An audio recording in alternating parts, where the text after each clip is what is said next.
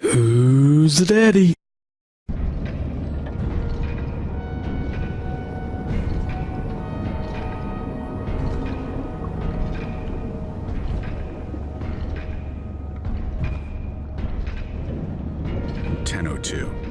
February 2nd. We were 50 miles from the epicenter. But an 8 on the Richter scale makes that kind of distance irrelevant.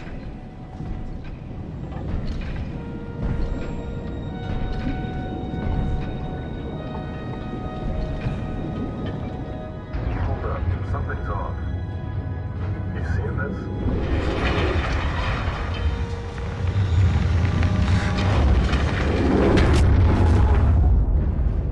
The shockwaves hit 6 minutes later, striking the south face of the hab first and hardest.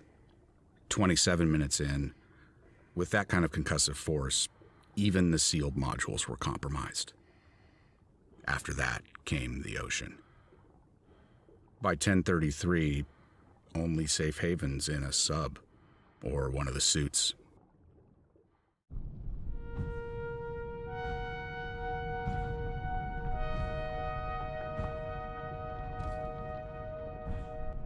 Easy guys, Dom here from Cringy Dad Gaming, so welcome to a review in a nutshell, and today we're taking a look at the claustrophobic survival horror Narcosis. This game sees you stranded very deep in the Pacific Ocean. There's low light and only a few tools to help you survive. You have to take some desperate steps to try and get to the surface before your oxygen and sanity give out. So I did like the setting of this game. I felt that the underwater horror genre has not been done enough. Deep sea is very similar to outer space to a certain extent, especially when you get to those very low depths, and you are in this very large and slow moving high-tech deep sea diving suit. Now when I say slow moving, I'm not joking. The first thing I encountered in this game, after obviously kind of looking around and thinking, you know, the environments actually look quite nice. I do like the sound design and the occasional narration that kind of tells you the story from kind of like a third person perspective. It really did work really well. But for me, the speed that you move was a real game killer for me. I did find that the pacing in this game is a real issue. I think the developers on a code would need to maybe address this in maybe a later patch. I don't know if they've made this whole slow movement thing to be kind of more realistic and also to maybe make the game last longer, but to be honest with you, it's painful in places, if I'm honest. I do think they need to adjust that. It's just very slow going with not really much going on while you're trying to get from one point to another.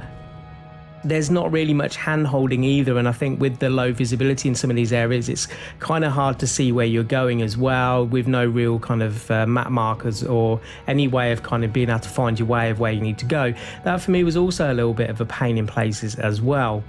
But I guess while we continue along this kind of route of pointing out the things that I personally didn't like in the game, as much as I don't normally like to come from a negative angle, I also found that a lot of the jump scares in the game, which is obviously really big with horror games, were very predictable. I found that I knew when they were coming. I knew as soon as I was looking at one thing, as soon as I turned around, there was going to be something there, and Bob's your uncle, there it was. So I kind of felt that, really, as being a big fan of horror and the horror game genre myself, I felt that these guys should have kind of known that. If they're working on a horror game, I would have expected them to be, you know, really top of their game. And I just found that it didn't really catch me out.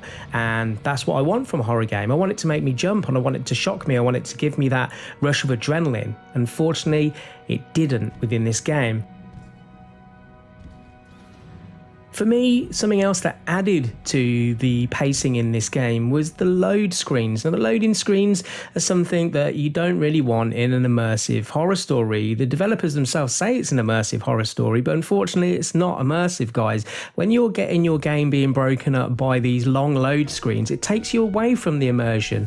I want to stay in that place. I want to stay in that moment of fear. Regardless of what's going on around me, I want to feel like it's seamless. And unfortunately, with your loading screens, that took me out of that. that. And you know, the load screens being just a very blank screen with not really much on it, also being the exact same load screen that you get if you die, sometimes left me confused on, have I just died or what? So for me, that kind of made me lose that whole immersion. I also found at times the camera angles within the suit itself weren't very good. I found that the thumbsticks on the PS4 controller didn't really help me keep a very good angle within the helmet when I'm trying to move. Because of the slow suit's movement and me trying to compensate for that, I found that it was quite difficult to get some good camera angles. So with what I've played at the game so far and the fact that these elements here have kind of put me off it, for me, this is my personal opinion on this, and I just don't want you guys out there to say, you know, you've played it and you enjoyed it, because you might. Everyone's opinion and experiences are different, but my personal opinion based on this, I would give Narcosis a 4 out of 10, and the 4 out of 10 would deem as a painful game experience. I think if Honor Code could correct some of these issues that I've mentioned within the review, then they could have a half decent horror game on their hands. Are they going to be willing to put the time and effort in to try and fix these things? Who knows, but we'll just watch this space. So if you guys have played Narcosis, please do feel free to pop your comments in the video. I would really like to hear from you guys and see how you feel about this game.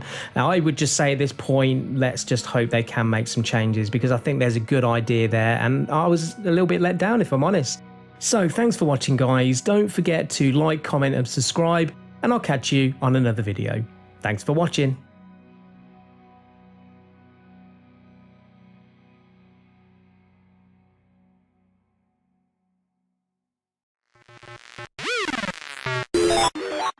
Who's the daddy?